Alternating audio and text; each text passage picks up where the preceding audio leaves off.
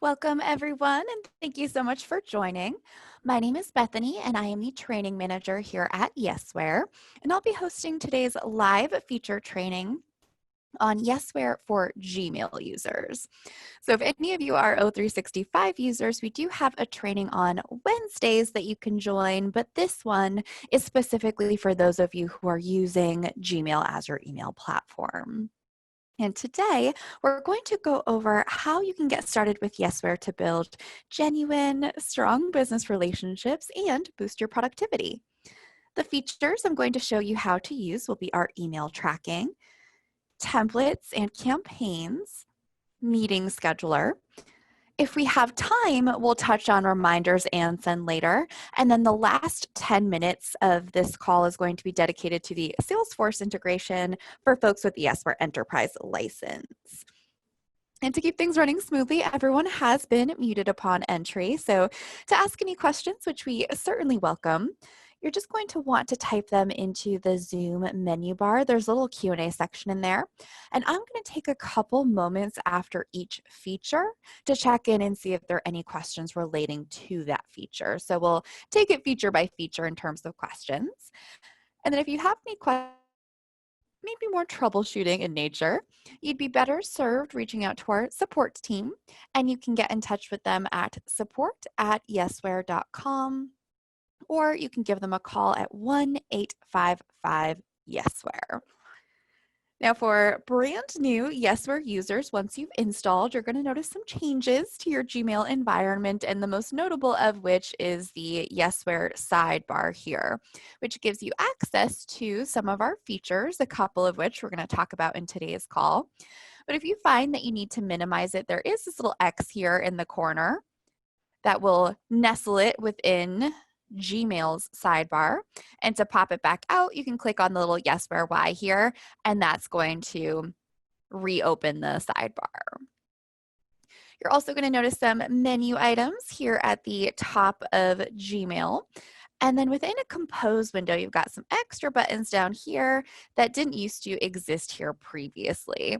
So the idea here is not to get in your way, but really to enhance a workflow that you've already established within your Gmail environment. And it's important to note as you're getting started, that in the Yesware dropdown here, you have access to our Help Center, where you can submit support tickets, look through help articles, watch videos. There's also a reporting section, which we're not going to cover on today's call, but I wanted to point it out because there's some super valuable information in there. So I would take a few moments, if you haven't already, to check that out. And then also, as you're getting started, the preferences menu is going to be important. You'll want to just kind of read through each one of these things and make sure that you're set up. And two in particular that I like to point out. For those of you with the Yesware Enterprise plan, it's really important that you're turning on the Salesforce integration so that all of your emails are syncing over to Salesforce. And we'll talk about that in a bit more detail at the end of today's call. And then I also like to point out that in the tracking section, track links is not turned on by default. So if you want to know when people are clicking on links that you're sending to them, just make sure that you have that preference toggled on. And now that you've gotten the lay of the land of your new inbox and set up your preferences, you can get started using Yesware. And the very first feature that we're going to show you how to use is the email tracking feature. And what I mean by email tracking is the ability to send an email to a recipient and then be able to tell when this recipient has opened your email so that you're then able to plan and prioritize your follow-ups around that. And the way that we're doing this is by inserting a singular pixel. So it's just one tiny pixel, which means that it's going to be invisible to the naked eye. And when that pixel loads on the other end, that's how we're then able to say, okay, this person has opened your email. And in terms of workflow, you don't have to do anything differently. You're going to notice that this track box here at the bottom of your compose window is always checked off. So you just open up a compose window, type out your content, hit the send button, and we'll kind of take it from there. Then when your recipient opens your email, you're going to be notified in a couple of different ways. The first If in your preferences you have event notifications turned on, you're going to start to get some pop-up notifications that occur real time as your recipients are opening your emails. Now, you may notice that I have mine turned off, and that's just because the nature of my position is such that I am in screen shares all day, every day. So it's a bit distracting for me. But one of the benefits that a lot of our customers have found with keeping those on is that if you immediately follow up a pop-up notification with a phone call, that significantly increases your call connection rates. So kind of a best practice alert there and something to give a try. And then you'll also start to see open information in this activity feed that will show you who's opening your emails, when they're being opened. You can click on the subject line, and that actually brings you to the email thread itself. Now, if you are the type of person that takes advantage of Gmail's labels, for example, I have a label for all the accounts with whom I work, and then like a sub label for each individual account. You can start to get a sense just by glancing into a label whether or not people are opening your emails because of these blue eyeball icons. If they're that dark blue, that means that those emails have been opened. So if you just glance into a label and see tons of, dark blue eyeballs in there, that means that you got a relatively engaged account. And you can hover over them to get more high-level open information. Now, let's say that you sent an email last week and you think to yourself, I cannot for the life of me remember whether I saw a pop up for this, and I don't want to scroll through that activity feed. So, how will I know whether or not my email from last week was opened? Well, you can go into your sent messages or use the search bar to find the actual email and then open the email. And when you open up the email, and click on the eyeball icon here, this is going to show you the full open history for this individual email. And that way you might take a look at this and say, okay, it looks like they did in fact open my email, but they never replied to me. So when I do my follow-up, maybe instead of sending another email that they don't reply to, maybe I switch up my medium and try a phone call or LinkedIn and see if I have more success that way. Or I might take a look at this and see that they didn't even open the original email. So when I do my follow-up, maybe I change up the subject line, make it more personalized or compelling to prompt the open, or change the send time, to a time that might be more convenient for my recipient to receive. So the idea of email tracking is just to kind of give you a place to start when it comes to how am I going to do my follow-ups. And we alluded to this when we were talking about preferences, but in addition to just the regular email opens, we can also track link clicks as long as you have this preference turned on. So if you're sending emails to folks that include maybe different pages or links to different pages on your website, or demo or tutorial videos via YouTube, and you just want to get a sense of, of all the people that I'm sending this to, who's actually engaging with this content, you can use the link click tracking to determine that. And you would set it up the same way that you normally would using Gmail's insert link functionality. We'll then put in the web address that we want to send them to. And now you'll notice when I click on this link, we've actually changed it to this t.yesware.com, a bunch of different characters, and then the actual web address that I entered. And that's how we're tracking those link clicks, by just changing it slightly. So when your recipient clicks on the link, we'll give you the pop-up, you'll see it in the activity feed. And a lot of our customers then use that as a way to prioritize your follow-ups. If you have a ton of folks that you need to be following up with, beginning with those that have clicked on links is usually a pretty safe bet, just because they're likely to be more interested and invested than someone that just kind of opened your email, closed it right back out again. Now, I will say, as sort of another best practice alert here, to always do a descriptive hyperlink. And what I mean by that is hyperlinking a word, like I did with the word website, as opposed to linking the full URL. And the reason I say that is simply because we are changing the underlying hyperlink. So some spam filters will notice that discrepancy and send your email to spam. So to avoid that potential complication, I always say just hyperlink a word and you should be good to go there. And now in a similar vein to link click tracking, we also offer attachment tracking. Instead of using Gmail's native attachment functionality, you'd want to use this blue paperclip icon, and this is Yesware's. And this lets you add a tracked attachment. And you can use it to add any kind of attachment, just like you would Gmail. So Word doc, Excel, PDF, PowerPoint, MP4, anything like that. But the difference is we're going to let you know when someone has engaged with that content. Again, just as a way to sort of gauge interest there.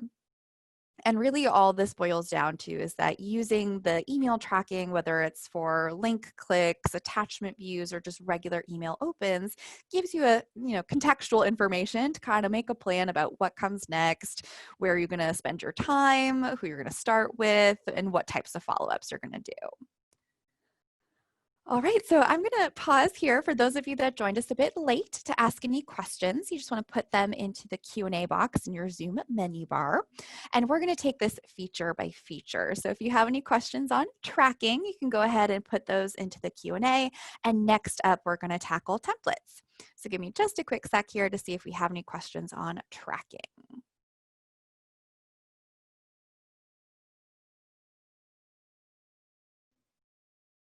All right, nothing jumping out at me, but let's give it another few seconds in case someone wants to type something up now.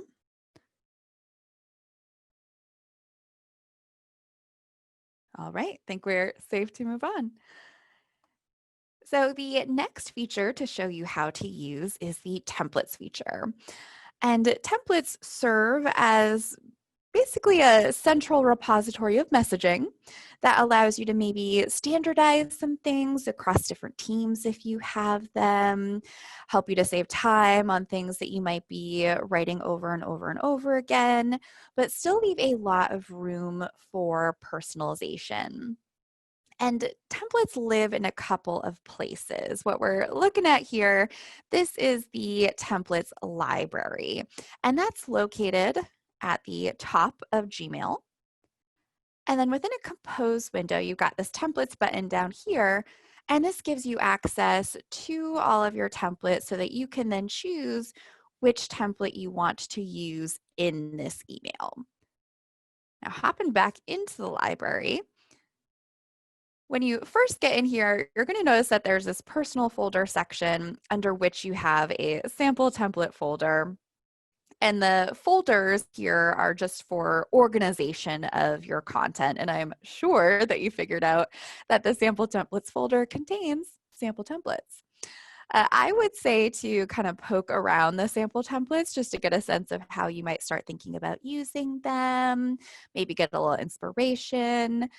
And certainly if something's of value to you, you can always edit them and kind of repurpose it for yourself, or you always have the option to delete out templates. And once you've perused the sample template folder, if you decide that you want to, scrap this folder altogether, next to the name of every folder is this little trash can icon, so you can get rid of that folder or any others. And when you're ready to create your own folders for the organization of your templated content, there's this little folder plus icon here in the upper right so that you can create folders to store the content. Now, in terms of the content, I'd encourage you to think of templates in two ways. You've got the sort of standard approach to templates, which is to do a template for a full email start to finish. So if you find yourself writing basically the same email over and over again that has a subject line, an opening, a body, a closing, that you would then just want to have some, elements of personalization sprinkled throughout here, you can put together a template for a full email start to finish. I think that's probably the main use case for templates. But it does not have to be a full email start to finish. So if there is a question that gets asked of you pretty frequently, or you find yourself giving out instructions over and over and over again. You can also do a template for just a couple lines of text. And to give you a real life example, this Change DocuSign Signers template is literally a sentence long. And this just came from my days as an account manager. We'd send out order forms for signature via DocuSign, and inevitably people came back and asked me how to reassign the DocuSign signer. And I don't know what my roadblock was, but I could never remember this simple step here. I couldn't remember the language, couldn't remember the order. And so I'd always have to go into my sent messages, search for DocuSign, copy where I'd last written it, paste into my reply. And then one day it just kind of occurred to me that, oh, I can do a template for this. So anything that is going to save you time is a good use case for templates. And when you're ready to create your own, you just want to click on the blue New Template button here in the upper right. Name it.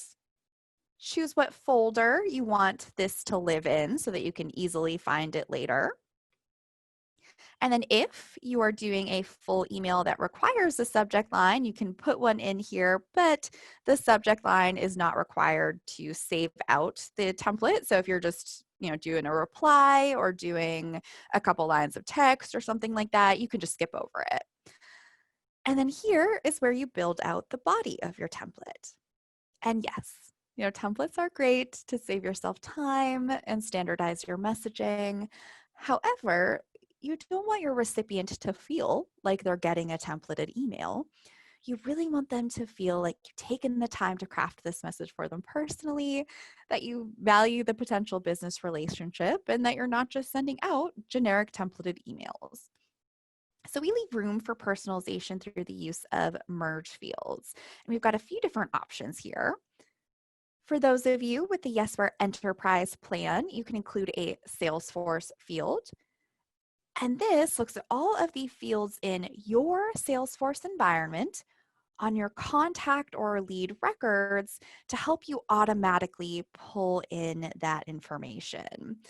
And people typically use it for things like first name, company or account name, but anything that you'd like to have just auto pulled in directly from Salesforce. And then everyone has the other two fields here, regardless of plan type.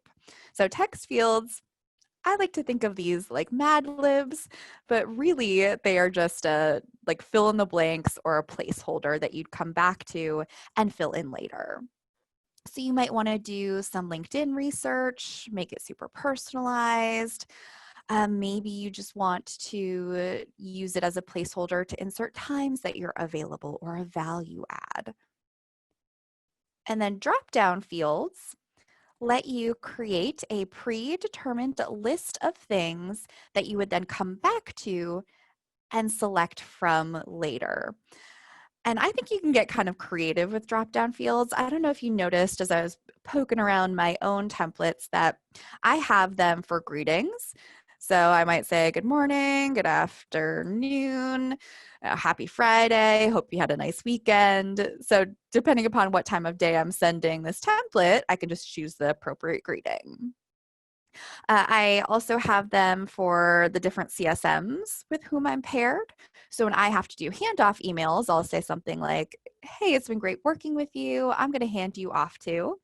And then I have 3 possible CSMs that this account could be assigned to. So I just choose, the name of whatever rep I'm going to be sending this over to. And then I'll say something like, you're in good hands with him or her. So I can just, choose from the drop down. So you can get kind of creative with those. And then in terms of kind of formatting, you have the same options that you would have within a compose window, including inserting images, and you can also insert tracked attachments with your template. So if you need to do a one-pager or case study or anything like that, you can just add it to the template, pop your template in, and along will come that a tracked attachment. So let's go ahead and save the template here.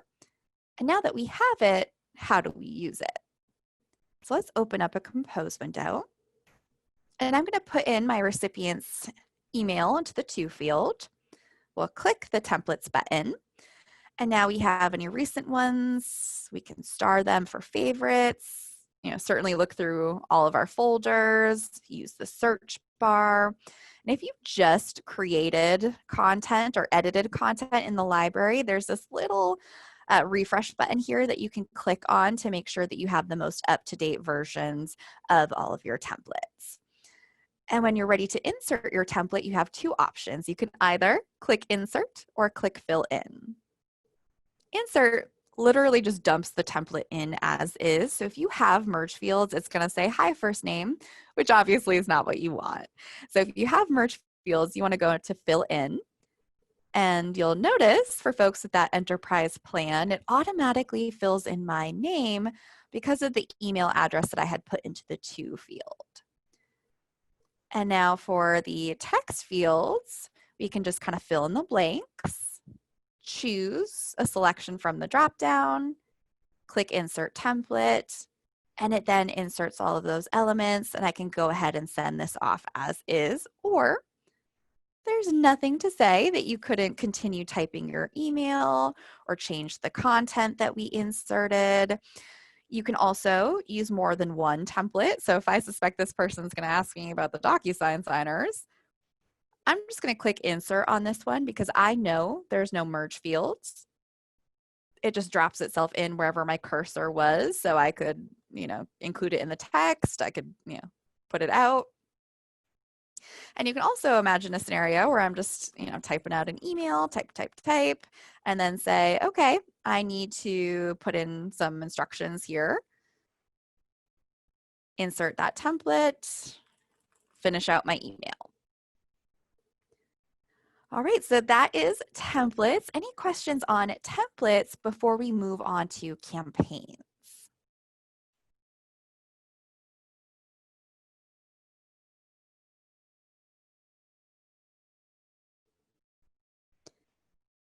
Again, not seeing anything, but let's give it a few more seconds here.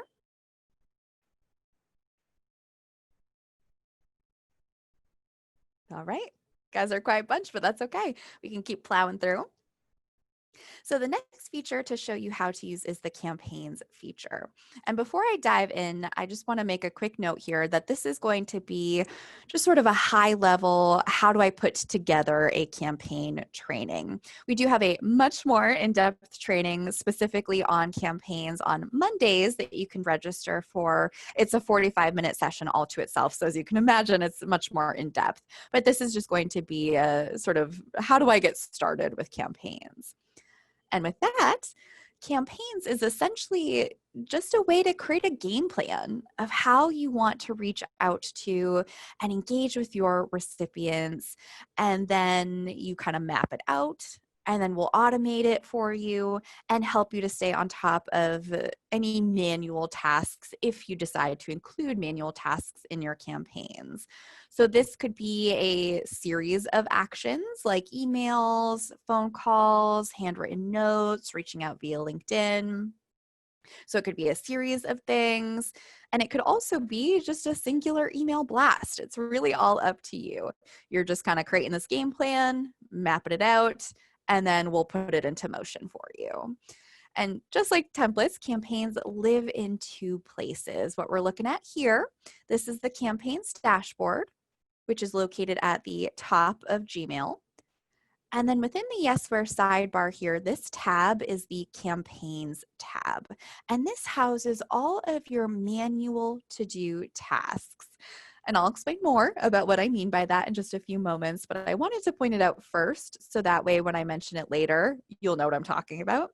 So again, the sidebar here just acts as a smart to-do list for any manual tasks you decide to include in the campaign. And then the campaigns dashboard houses all of your campaigns. So these are where the campaigns live. Whether they're active, meaning that you have recipients on them or going through the motions of your campaign, or they are inactive, which means that you've either used them in the past or just haven't used them at all yet. And frankly, the easiest way to talk about campaigns is to create one with you. So to do that, you want to click on New Campaign here in the upper right. And your first task is to name the campaign. It does default to today's date, but I always recommend being very specific in your naming convention because otherwise that dashboard is going to get very confusing very quickly. And the next piece of the puzzle here is to add your recipients. And I want to point out that yes, you can add recipients first up front as you're putting together your campaign, but you do not have to. So if you would prefer to skip over adding recipients and just come down to the touches section and sort of build out this plan of your campaign, you can absolutely do that. You can save it, and then you can come back and add recipients afterwards. And one thing to kind of keep in mind with that is that if you are not 100% certain that you're going to be able to put together your campaign and get it out the door in one sitting, I wouldn't necessarily add your recipients up front, just because if you decide that you need to, step away for whatever reason, if you've added recipients, started creating some content, and click the save and exit button, you will save the content, but you will lose any recipients that you've added. And the reason for that is just because we don't want you to inadvertently send out an incomplete campaign. So if you're not certain that this is going to be able to be done in one sitting, I would maybe hold off afterwards. Now, with all of that said, I'm going to add recipients up front just to show you how to add recipients. The process is going to be the same whether you're adding them beforehand or afterwards. For folks with the Yesware Enterprise plan, you can import a Salesforce contact or lead list. You can also search Salesforce for just an individual and add someone individually. And then everyone, regardless of plan type, can just type into the table. So all the fields here are editable. You can add rows and columns to get more data in there. Or you can upload a CSV file, and that's actually my preferred method and how we're going to do it today. And there they are. We've got our recipients in. So let's come back down to the touches section because this is where you're actually building out your plan of how you're going to reach out. And we have 6 different methods of outreach, which we call touch types. The first is an automated email. And this is very much sort of the traditional set it and forget it email drip campaign type motion, where you're using this compose area here to pre-compose your email and then scheduling when you want that to be sent out, and we will send it out for you automated. Now, manual email, it's similar in the sense that it is an email, and you use the compose area here to pre-compose that email, but it requires some human intervention to get it to send. And this is where the sidebar that I mentioned earlier comes into play. What happens is we create a to-do card in the sidebar that when you click on it, pulls up a Gmail Compose window with the email that you've written here, and then you'd manually hit the send button on the Gmail Compose window. And the reason you might choose to use a manual email instead of an automated email is if you wanted to include a personalized attachment. Maybe you just want to do some extra notes of personalization before it goes out, or maybe the idea of an automated email just makes you a little nervous and you want more control over that situation. And I'm actually going to show you what manual emails, phone calls, and custom tasks look like in the sidebar in just a few moments here. And then phone calls give you an area here to write yourself a call script or just, jot down some notes of what you want to chat about, maybe do a bulleted list. And then when the time comes for the phone call, we're going to put a to-do card in the sidebar to remind you that you need to be making this phone call. And it's going to include, your call script or talking points that you've written here. You'll be able to choose the outcome of the call, meaning, did you speak to someone? Did you leave a message? Not able to get in touch altogether? And that will have an impact on whether or not the next stage of your campaign fires. And then for folks with the Yesware Enterprise plan, we'll help you to log the call to Salesforce. Now, custom task can be anything that you want it to be. It's just an area to write yourself a reminder or, some sort of note about an action that you might want to take. And then that note is going to surface up as a to-do card in the sidebar to prompt you to take that action. And I've seen people use this for like reminders to do administrative type tasks.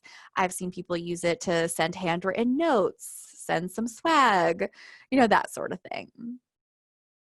And then the last two touch types here refer to our integration with LinkedIn Sales Navigator.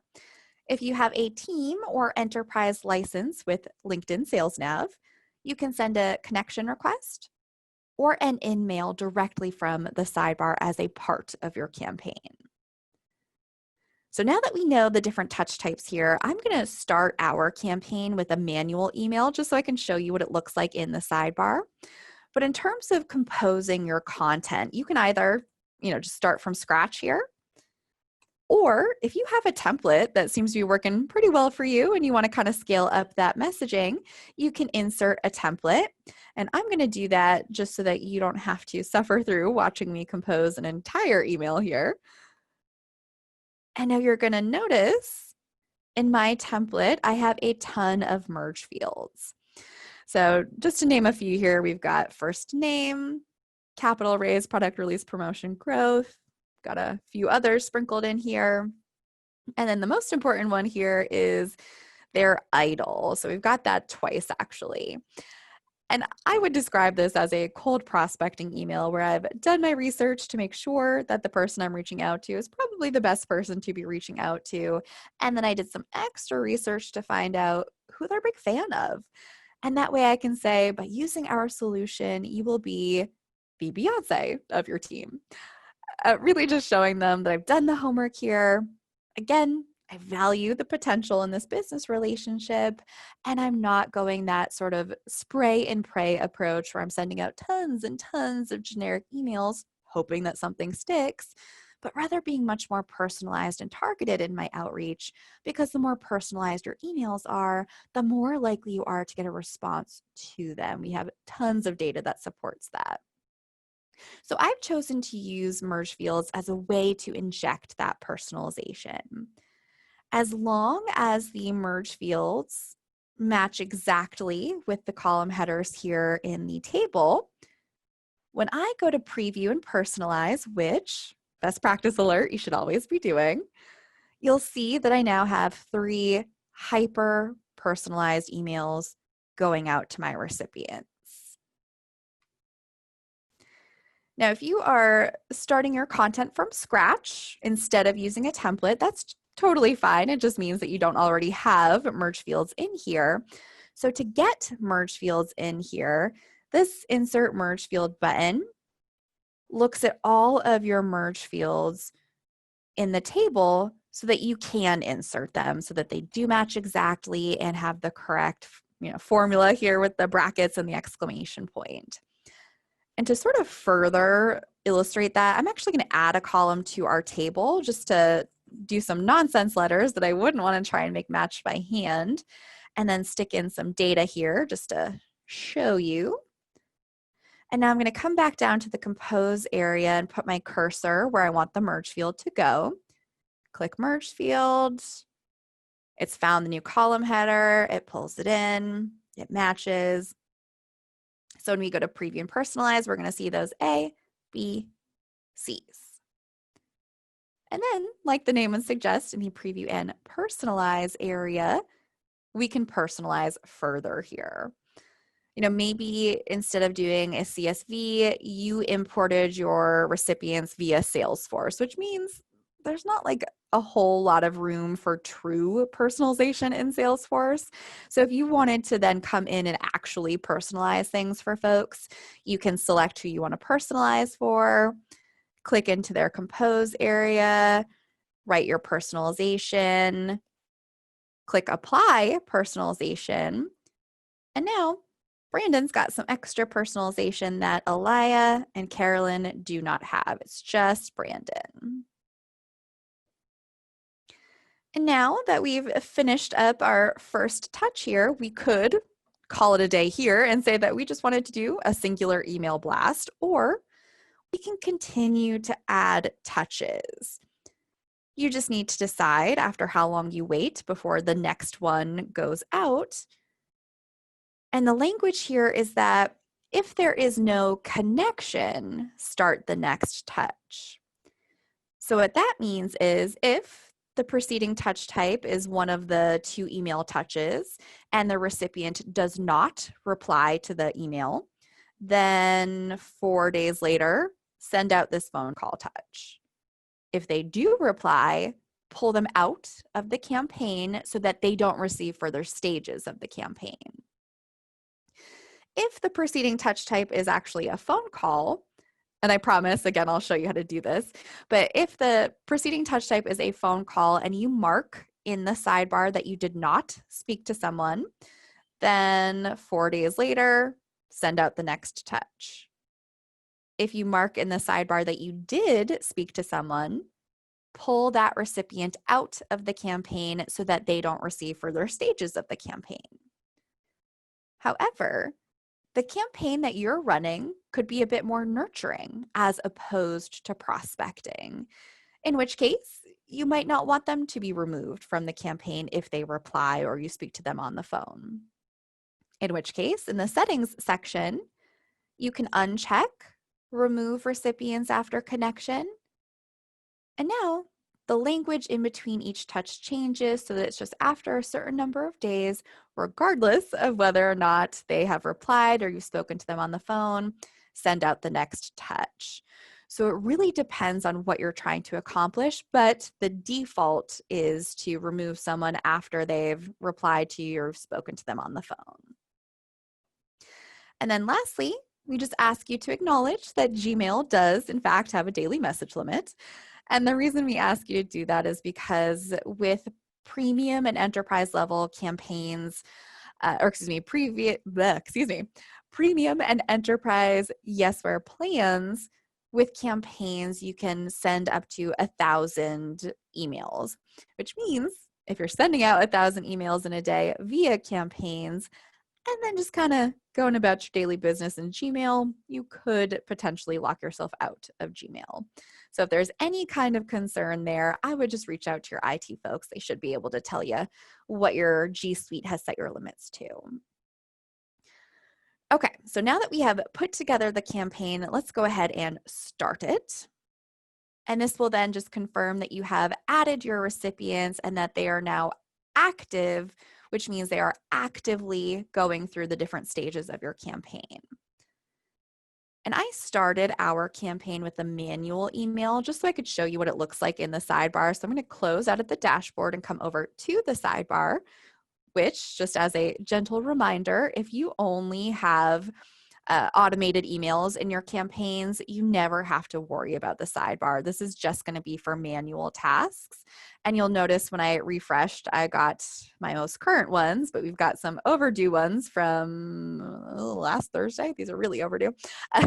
But to take action on them, you just click on the sidebar, click on the word email, and here is our super personalized email where we can add any kinds of finishing touches to the email. Send it, checked off the list.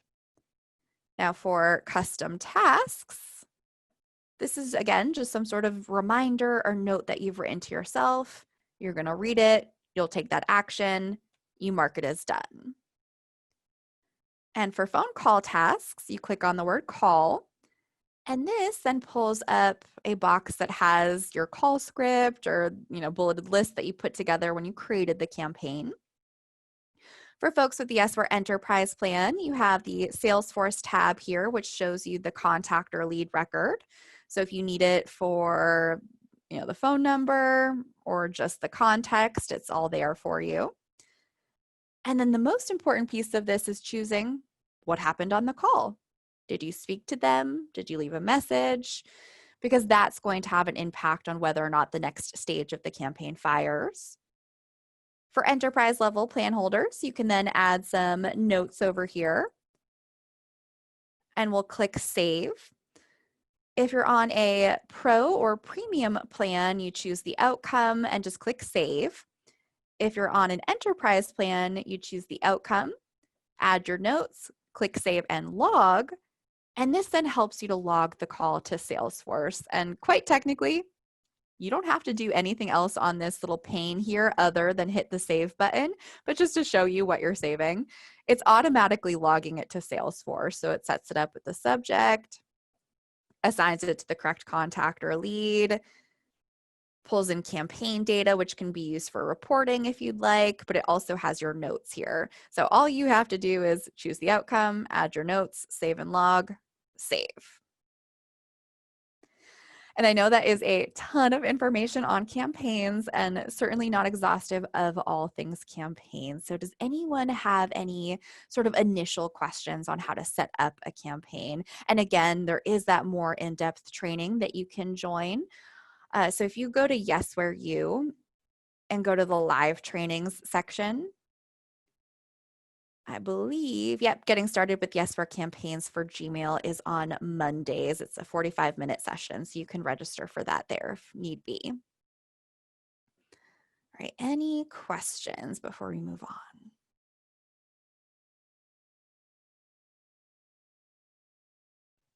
I know sometimes the campaigns questions are a little bit longer to type out, so I'll give it just a few moments here before we move on to meeting scheduler.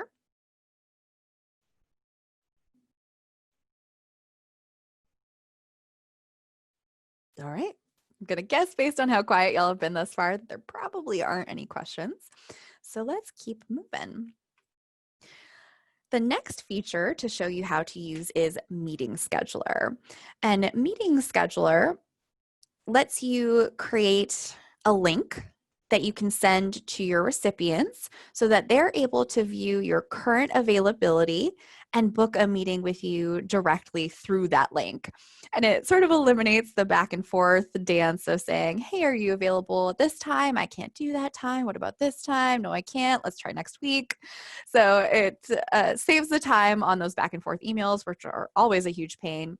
And then also sort of makes the process much more streamlined because they don't even have to reply to you. They can just click on your link, view your availability, choose a time. And with Meeting Scheduler, you have a few different options here. You have the My Calendar link, which lets your recipients choose from all the different types of meetings that you have to offer.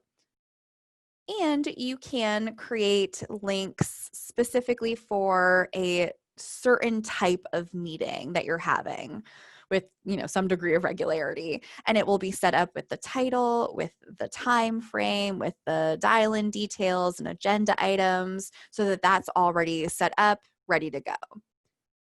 And then this third option is the select custom availability option.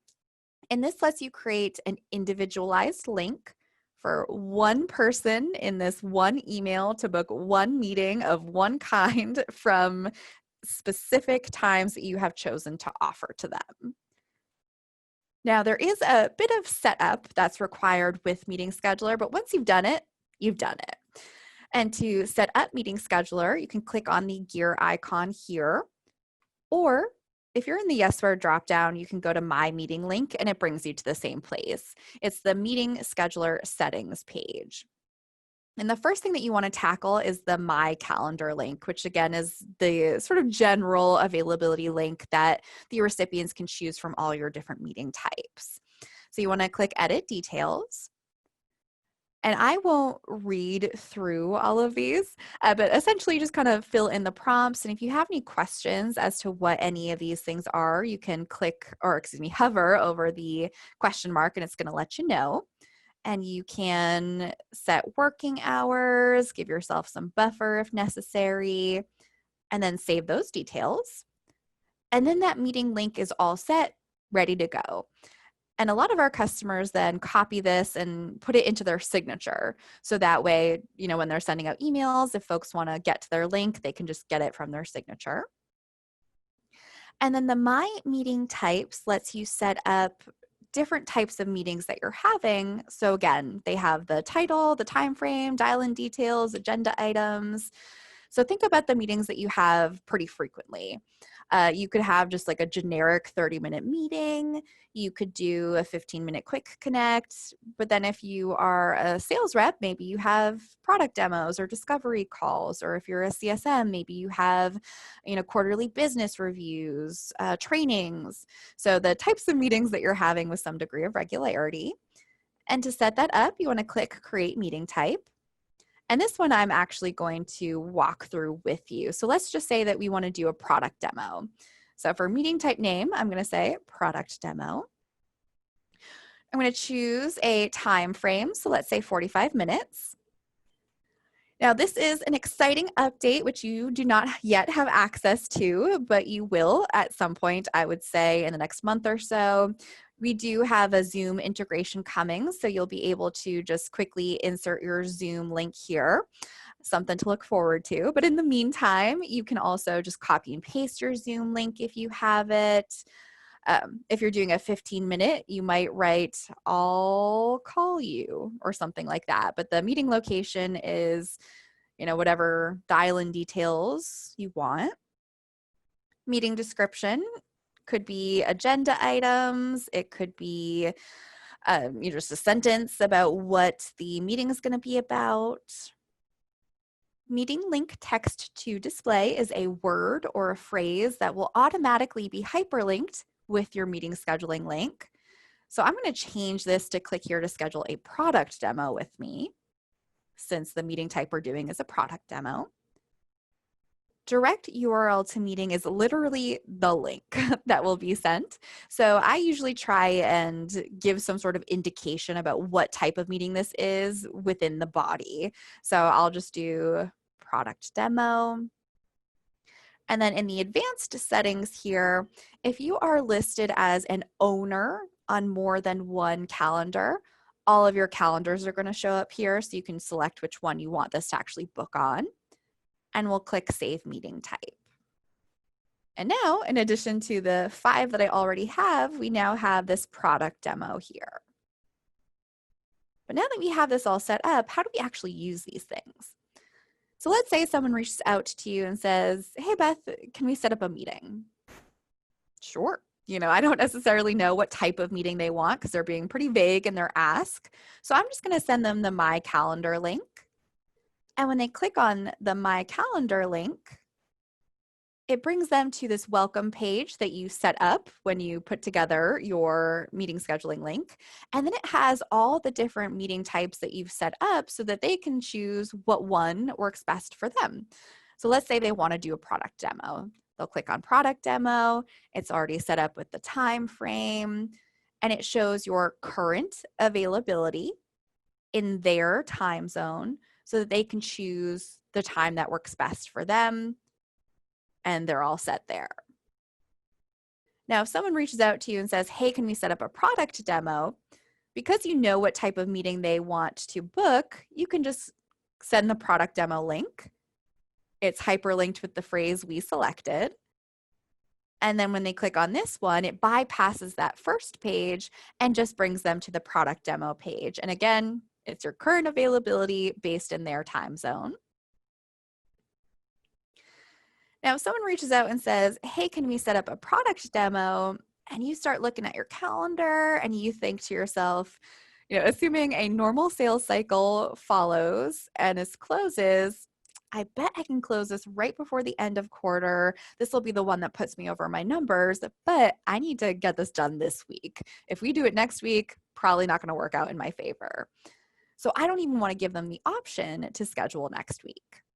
In which case, I'm going to do select custom availability so that I only offer them times this week.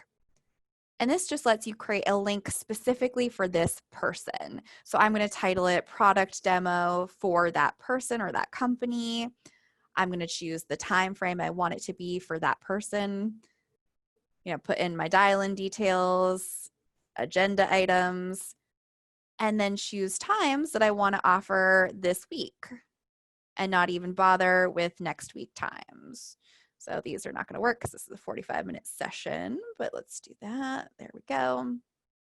We'll click Share Custom Times, and it types it out for you. So you could keep it that way if you wanted, or you can delete it out. and then it creates a link specific for them. And again, it's updated dynamically. So if you happen to book a meeting on Thursday the 15th at 1 p.m., that would no longer show as available. It only shows available options. And then for any of these links, if they select a time that works well, they will get an invite. You get an invite. You also get this email from Yesware Meeting Scheduler to say, hey, you've got this new meeting booked, just so it's kind of on your radar. And then if the recipient is in your Salesforce environment and you have the enterprise level plan with us, that event will sync back to Salesforce as well. So that is Meeting Scheduler. Any questions on Meeting Scheduler? And actually, while folks are thinking about that, I usually leave the last 10 minutes to the Salesforce integration. So we won't have time to go over reminders and send later. They're just kind of smaller features within the compose window. And there are these two down here, just to give you a super brief overview. Reminders is the little bell icon. This helps you to stay on top of things that might otherwise slip through the cracks. I like to think of it like a post-it note, but you can set yourself a little reminder so when the time comes for that reminder, it'll surface back up in the inbox. And then for send later, it's the little paper airplane icon here. And this just lets you schedule this individual email to be sent at a different date and or time. If you want any more info on that, if you go again to Yesware U and go to the course catalog section, reminders and send later are in here. So if you wanted to learn more about reminders or send later, we've got how-to videos and how-to articles for both of those. All right, so I think I actually saw that we had a question here. If I have Yesware linked with Google Calendar, does it interact in terms of blocking out my availability if I have something booked in my Google Calendar? Yep, so that's what I mean by saying it shows your current availability. So if you have anything like blocked on your calendar, if it's busy, it will not show up as an available option with Meeting Scheduler. Okay, so the last 8 minutes here are going to be the Salesforce integration. So if you're on a pro or premium plan, you can feel free to hop off the line. The only thing that we're going to talk about going forward is Salesforce, which is an enterprise level feature. And with that, for anyone that remains, when you're sending emails to someone who has an email address that matches an email address associated with a contact or lead record in your Salesforce environment, this email and the subsequent engagement with this email are going to automatically log to Salesforce so that you don't have to do it manually, because we all know how much we hate that. And then two, it provides some visibility into your Salesforce organization because it's the entirety of the email and the entirety of the reply that gets synced over. So bodies of both the outgoing message, the incoming reply, and any notifications of link clicks, message opens, attachment views. All of that syncs over to Salesforce so that anyone can go to this person's contact or lead record and see the correspondence back and forth. And you can confirm that it is, in fact, going to sync to Salesforce because there's this little Salesforce cloud icon here at the bottom of the Compose window. And if it has that blue check mark, that means you're good to go. It's definitely syncing. And you can even click on it to see exactly where it's being sent. And where it's being sent is to the contact or lead record. Again, just has to have the matching email address. That's how we find it. And it will display under the activity history. So this is how it kind of presents itself here. If it is a contact, you can also go to the account level and look at it under the activity history on the account level. And if the contact has been assigned as a contact role on an open opportunity, you'd also be able to view it on the opportunity. So bare minimum, if we're talking about a contact, it shows up on the contact record and the account record. And then if the contact has been assigned as a contact role On an open opportunity, you'll see it on the opportunity, the account, and the contact. If it's a lead, it just syncs to the lead level because leads don't associate with any of those other objects. I think it's also worth noting that I was in Salesforce Classic. It works the same in Lightning, just obviously looks a little bit different. Now, if you're sending an email to someone who is not in your, that person was, not in your Salesforce environment, this email is not going to sync to Salesforce. We don't have anywhere to send it. So you're going to have this little angry exclamation point to say, nope, not syncing to Salesforce. But, let's say I'm reaching out to this person for whatever reason. They're not in Salesforce, but I'm talking about this person. So I actually want this email to sync to this person's contact or lead record.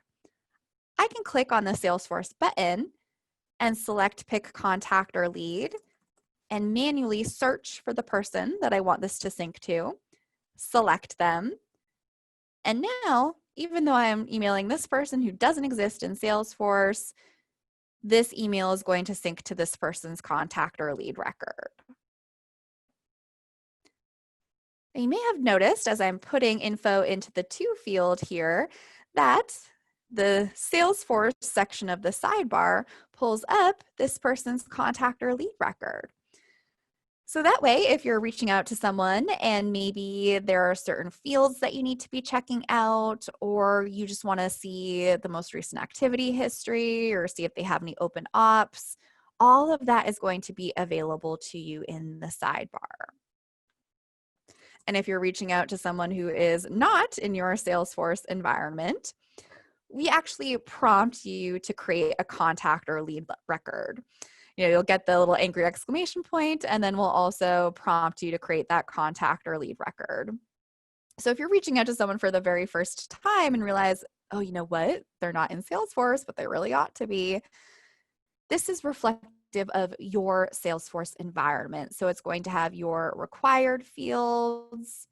It'll have any of your custom fields so that you can just kind of go through, fill in the information, save it. And then that person is now in Salesforce. So your emails will sync over to Salesforce. So the idea of the sidebar is just to have kind of a mini instance of Salesforce there. And the same thing holds true when you're clicked on emails to or from someone. And if you see that something about this person's information has changed, you're already on their contact or lead record. It's as easy as hitting that edit button, making the changes, saving it, and now you have really clean data in Salesforce. Or you get an email from someone brand new. They're not in Salesforce, but if you didn't have that sidebar, you might not know that. So you'd have to copy this person's email address, hop into Salesforce, paste it into Salesforce, search to see if they're in Salesforce, and then create a new contact or lead record. We do a majority of that work for you. If they're not in Salesforce, we prompt you to create that contact or lead and pull in the information that we can so that you can just fill in the blanks on the rest, save it, and now that person is in Salesforce going forward. So again, this is just so that you can have Salesforce when and where you need it, where you're spending your most time. And then lastly is the calendar integration. So if you're gold or incentivized in the number of meetings that you're booking, this is a great way to log them to Salesforce at the time you create them so that you don't forget to do it later and then miss out on those goals or incentives. This should look familiar. This is just GCal. And you should now see that you have sync calendar event to Salesforce where you can either manually type in where you want this to sync to, or as you're adding guests to the calendar. Whoops, did I add that person? No, I did not. Oh, I'm already on, that's why. Okay, as you're adding guests, there we go. As you're adding guests to the calendar invite, it will then automatically populate for the first person that you add. So you can either manually type it in or the first guest that you add will auto-populate in here. And you can do this at the time you create the calendar event. You can do it retroactively, and you can sync incoming invitations. So if someone sends you an invite, just open it up, make sure this is all there, save it, And then that will sync back to the open activities under that person's contact or lead record until the date passes, and then pop down to the activity history. All right, I know we have a minute left. Any questions on the Salesforce integration before I let folks go?